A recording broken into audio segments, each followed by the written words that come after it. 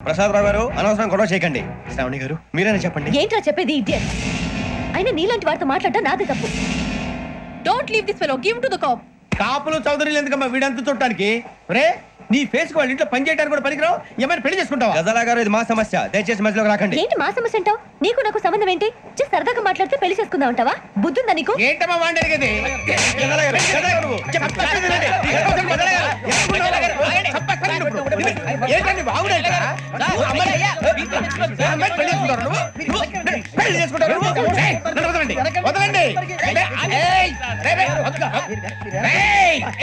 నీ అంత చూస్తాను నేను, నీ అంత చూస్తాను అసలు. ఏయ్, ఆ. వెళ్ళండి, please. మీరు పదండి. పది.